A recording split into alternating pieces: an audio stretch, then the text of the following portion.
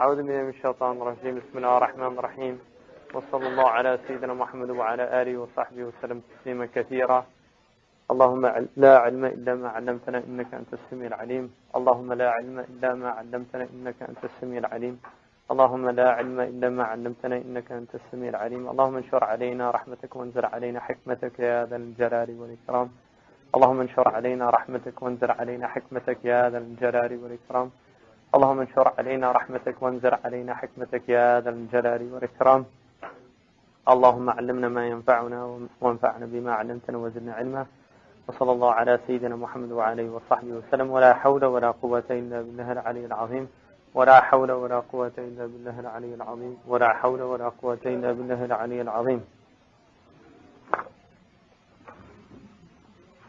Is there any question about the reading?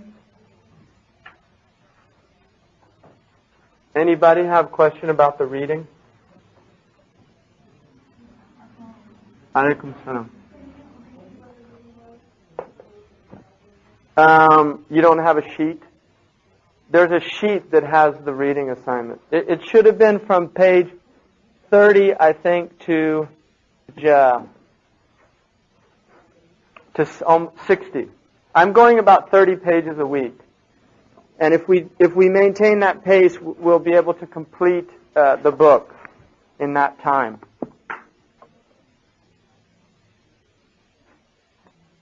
So the reading should have been from the chapter entitled The Pact of Chivalry,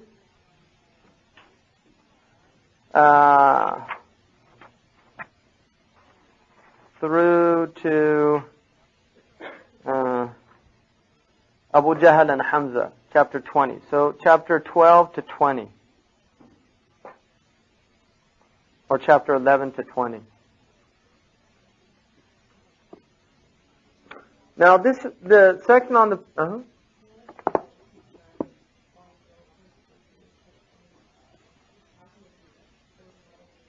This book, a lot of people find it difficult because of the names. It is a problem. And you know, it would be really nice if somebody actually went through the book, wrote down all the names, and then had a glossary of names that you could kind of keep with you as you read the book. That would be really useful. Because the names, and another problem, some people have the same names, and sometimes he doesn't really tell you which, he doesn't give you the full name in Arabic. So, and I'll try to do that for those names that he mentions. But, yeah, it's really useful to keep the names because, now the other thing that's important, you should really read his seerah once a year. The whole thing. At least once a year. What's that? Yeah, the story of the Prophet ﷺ should be read at least once a year. Traditionally, the Muslims tended to read it in the month of Rabi' al-Awwal. Yeah. But it should be read at least once a year. So you get used to the names and the things.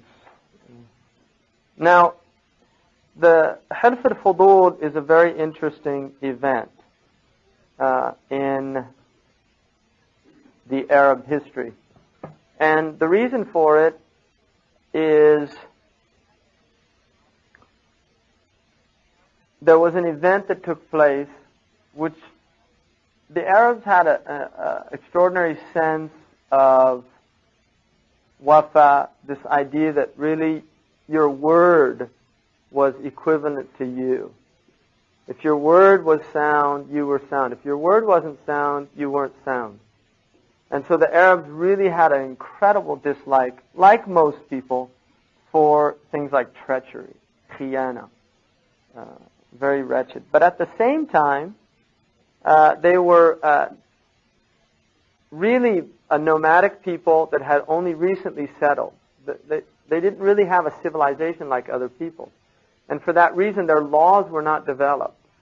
They had pretty crude tribal laws. And in a lot of ways, it's not all that dissimilar to the laws of the street in some communities, for instance, in America, right? In other words, you have gang culture. And in gang culture, you have a gang, and the gang's tight, and the gang, they defend each other, irrespective of whether they're right or they're wrong. So if another gang takes out a gang member, then that gang member goes and gets revenge, irrespective of whether the person did it or not. Right? And this is a Jahiliyyah phenomenon, and it's called Tha'ar in the Arab tradition. So here, what happened, one of the things he mentions is that as the Prophet ﷺ was growing up, he was trained in war, which is important. And I'd just like to mention something about that. I think Muslims tend to have an idea that these Arabs, when time for jihad came, they all kind of just went out to fight, which is not true. And anybody who knows anything about martial arts knows that if you don't train, you lose it, right? Your body is not strong, your reflexes aren't the same, and any warrior knows that they have to continually train, which is why armies train every day, right? I mean, they do. They basically train every day, shooting, running, doing all these things. And so these Arabs, because their life, you had to be able to defend yourself. Because somebody might throw down the gauntlet and say, let's go. And so part of being a man in that culture meant that you were strong and that you had muru'ah, that you were able to defend yourself. You weren't a weakling. And weakness was seen as a very negative quality. So these people were physically very fit. And they were hunters. They used bows. They used to go out and practice in bows. The Sahaba used to practice in Medina. They used to practice between Asr and Maghrib. They would shoot the bows. And the Prophet was a great bowsman, sallallahu alaihi wasallam. And he said in a hadith, whoever learns archery and then leaves it has disobeyed me. I mean, he felt that you should continue, if you're going to do that training, that you should continue it. So they were trained in swordsmanship. You had to know how to use a sword. And a sword, you can't just pick up a sword. If you've ever done any, kendo or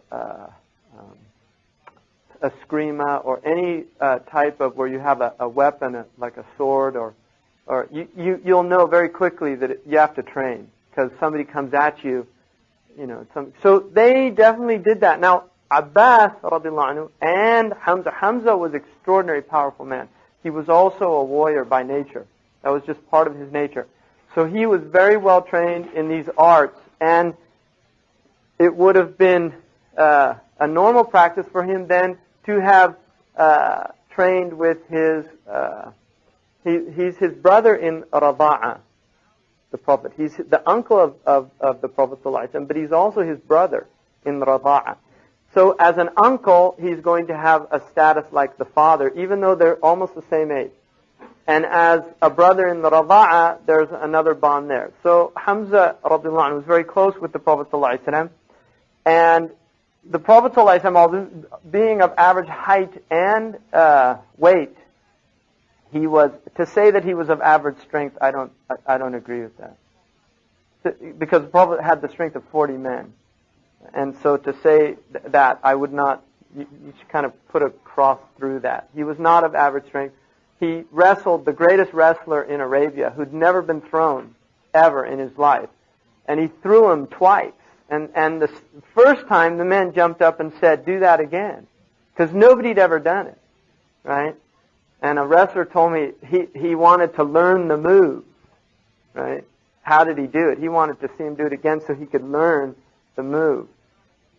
So the Prophet ﷺ had the strength of 40 men.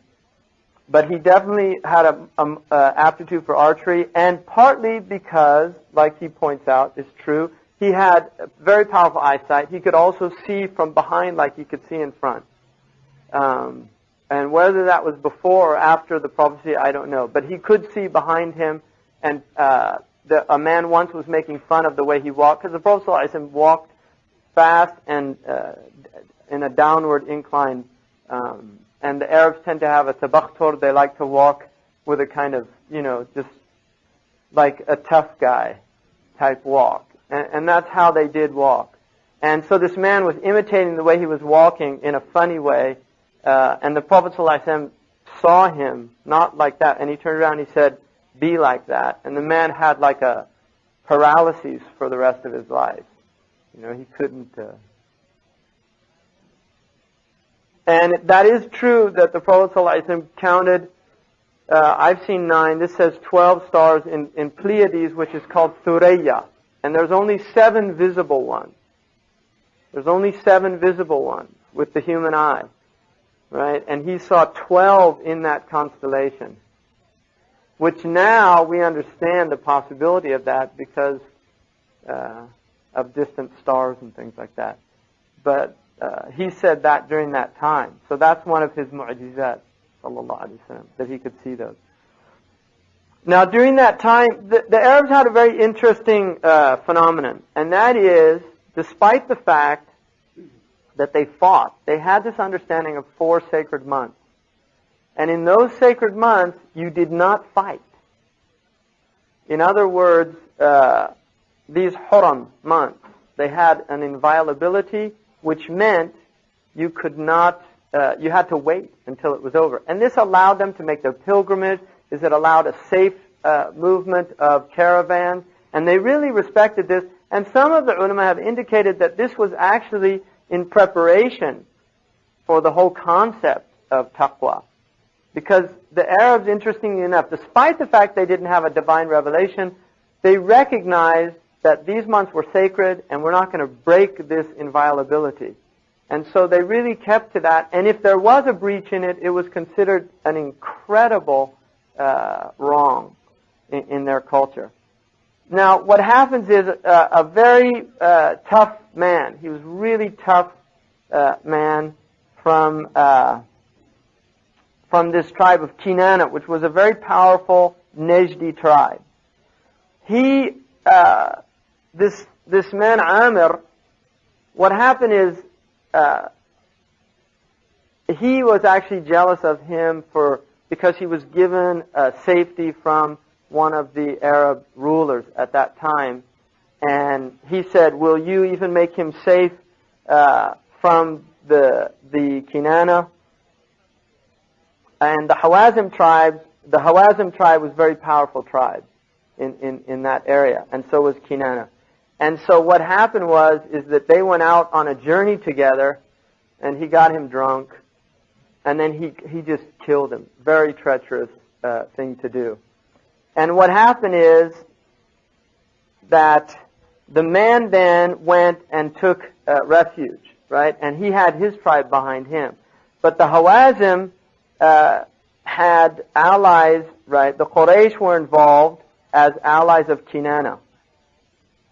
So they were actually allies of the tribe of the man who was treacherous.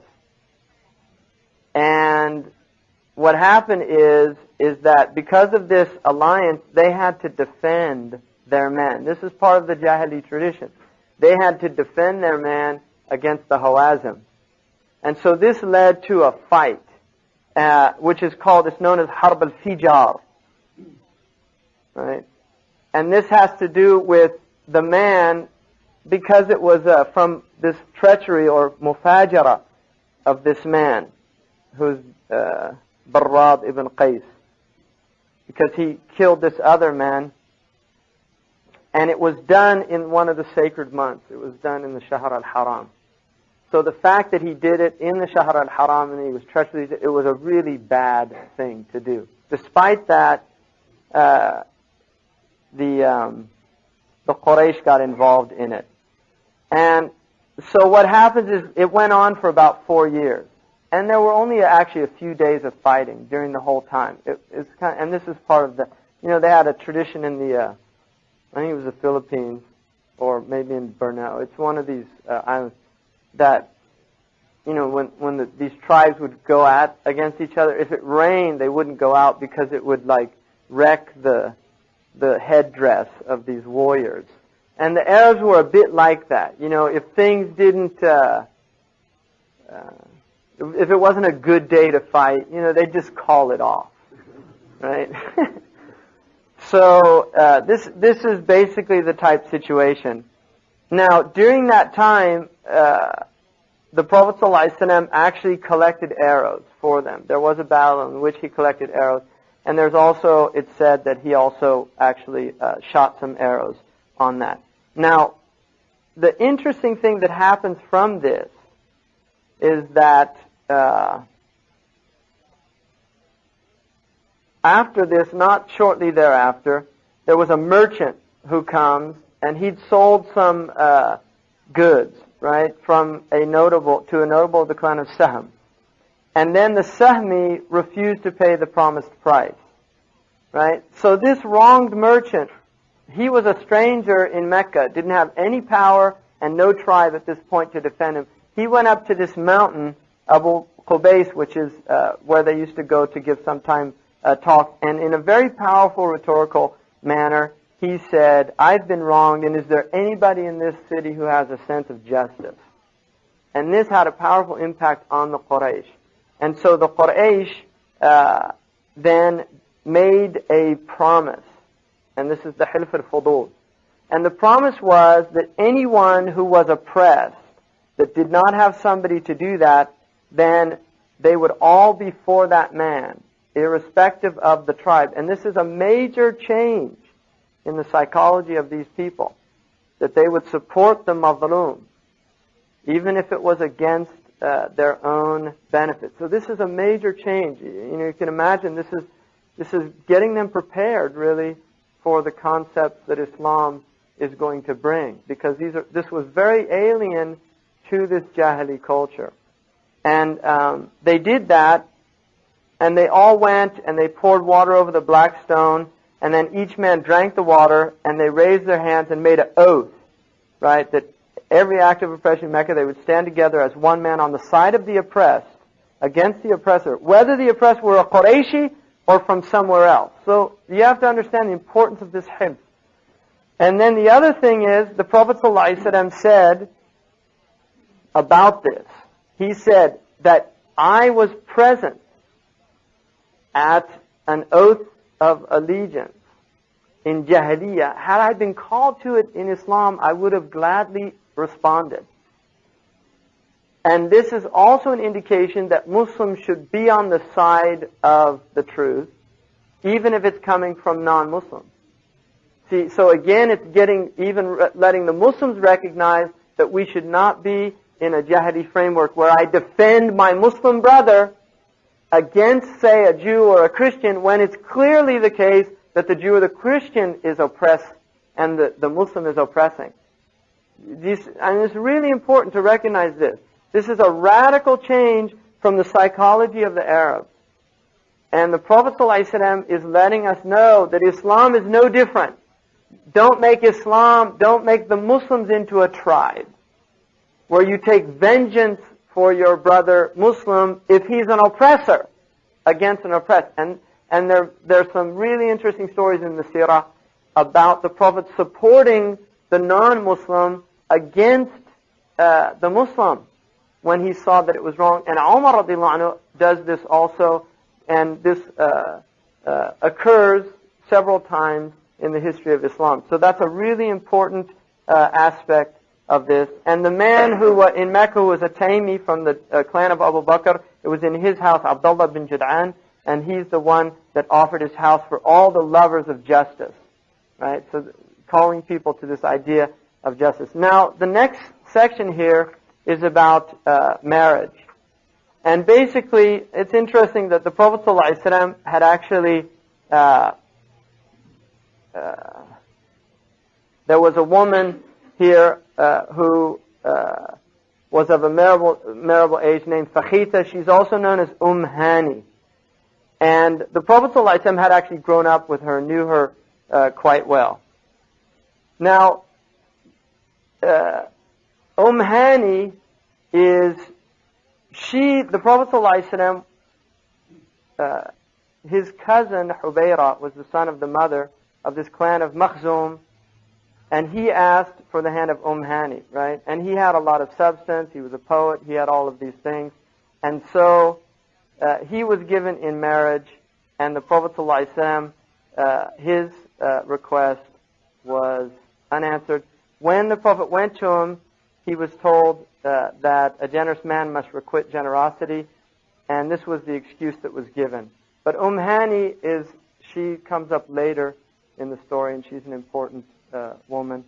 Now the other here, which is very interesting, is Khadija radiallahu anha, who's bint al-Khuwaylid, and Khuwaylid was of the Asad clan, and there's many people, again, that are related to her that are important both against the Prophet ﷺ and for him. And she was the first cousin of Waraqa, who has the knowledge of the books. And this would probably mean that Khadija had heard from Waraqa during this early period that there was a prophet coming. And then we also heard about Qutayla, who's very interesting, who's the sister of Waraqa, and she actually wants to marry Abdullah. We heard that earlier, that she wanted to marry Abdullah because she recognized that this might be the man who has the prophet in his loins, or he might himself be that man, and it didn't happen. So basically, the Prophet ﷺ is now becoming known as Al-Amin. He's a young man, he's trading in the community, and Khadija actually employs him. Right? Oh, the other thing here that's mentioned is that the Prophet ﷺ, at going to Busra, which is in the south of Syria, he took shelter beneath the tree, and there was another monk there. Now, this might be the same place. The people of Sirah differ on this. Some say it might be the same place where Bahira was, and others say this is actually a different event. In any case, the Prophet ﷺ sat under this tree. And when Nestor saw this thing, he went and he said, only a prophet sits under this tree. And some say it was a tree that Isa ﷺ had sat under. So when he saw that, he asked the servant, Maysara, who was Khadija's servant, who is this man? And he said, he's from Quraysh, the people of the sanctuary. And he said, he's a prophet. So now Maysara, he wouldn't be that surprised because he's seeing some pretty extraordinary things on this journey with the Prophet ﷺ. The fact that he's clouded, the fact that there's barakah in everything that he does, even the goods that they purchase and sell, he makes much more than anybody else Maysara had ever gone on a journey with.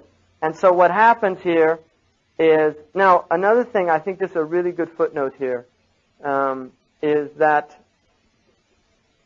the Prophet ﷺ is identified by some of the Muslim scholars to be Shiloh, who's mentioned in Genesis 49, 1 and 10. And this is a really important verse because although the Christians interpret it to mean Christ, if you look at this, it says here, quote, and Jacob called unto his sons, which is Yaqub, and this is the 12 tribes are coming from here. He calls to the sons and he says, gather yourselves together that I may tell you that which shall befall you in the last days.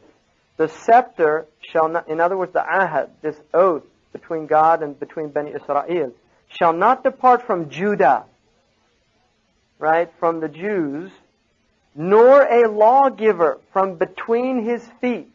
In other words, all of the messengers are going to come from this tribe until Shiloh comes, and unto him shall the gathering of the people be. So in other words, when he comes, the scepter is going to go from Bani Israel to another people. And then the gathering will be unto. So this is a prophet from Bani Israel foretelling a prophet who will not be from Bani Israel, because it doesn't mean anything. The verse doesn't make any sense. Now for the Christians to say it's Jesus, Isa ﷺ is a direct descendant of Dawood, according to their own tradition. So he would have been from the children of Jacob or Yaqub. And so he does not fit into this category. So this is a really important event. Now what happens is, when Maysara comes back, the Prophet ﷺ had an incredibly successful journey. And Khadija sees the truthfulness, Al-Amin, he's known as Al-Amin and all these things. She wants now to marry him. Now this is a woman who's been married twice before. She's 40 years of age, right? the Prophet ﷺ is 25, and she was a very beautiful woman, and she was still, according to the seerah literature, she was still a beautiful woman.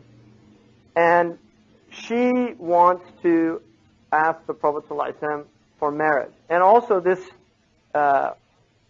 is not unusual for a noble woman to be able to be forthright in that way. She was also not a virgin, and so, you know, the traditional restrictions or things like that would tend to be on a virgin in not being forthright or immodest would not be placed on her in a cultural context.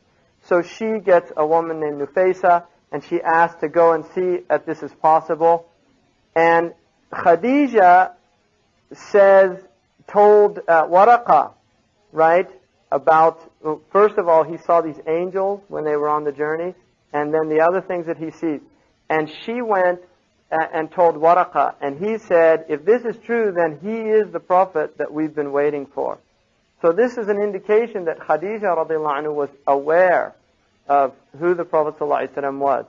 So anyway, the Prophet ﷺ he's orphaned, he's from Bani Hashim, they're weak, they're not what they used to be when Abdul Muttalib was alive, right? Abu Talib is poor, and the only of his uncles, the only one that was really doing well was Abu Lahab. So anyway, she's asking the Prophet ﷺ, and he's saying, you know, she wants to, you know, to see what's going on. And this is matchmaking and things like that.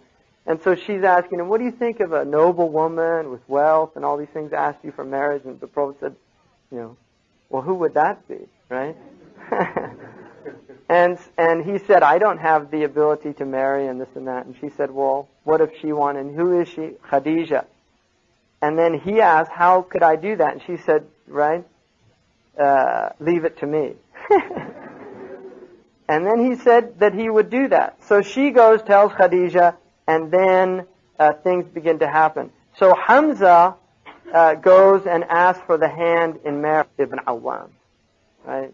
So there's a lot of really amazing connections here. Anyway, Hamza goes and he asks for the hand of Khadija, and it's agreed, and they'll give 20 she-camels, nuq, as a dowry. So now what happens, the Prophet ﷺ is establishing a household in this early community. And then she, from Khadija, alayhi salam, she gives 6 children, 2 sons and 4 daughters, right? Qasim is the firstborn. And that's why the Prophet ﷺ is named Abul Qasim, which again is a clear indication, because he actually says, Ana al-Qasim. Right? He's the distributor. He's the one that yaqsim between people. And so Abul Qasim not only has that idea of being the father of Qasim, but also being the possessor of Al-Qasim, or the one who can do that, Abul Qasim. And he's also Abu Tahir and Abu Ibrahim. So he has Qasim, Tahir, and Ibrahim. These are the 3 sons. All of them will die in their first few years of birth. And then the daughters he has, Zainab, followed by 3 other daughters, Ruqayya, Kulthum, and Fatima. Right? And then on the marriage day also he sets free Barakah, who was a slave he inherited from his father. Again, the name is, I think, very interesting. I mean, his own slave's name is Barakah. And he sets her free. And Khadija also gave him the gift of a boy, Zayd ibn Haritha. And this is interesting too. Now at the time, Barakah goes she marries somebody from Medina, Yathrib, again ties here, and has a son who's very important, Ayman. She becomes Ayman from the son that she'll have. And then Zayd, right, he was bought in Uqaw by the uncle of Khadija here. But what happens, it's very interesting, or her nephew, what happens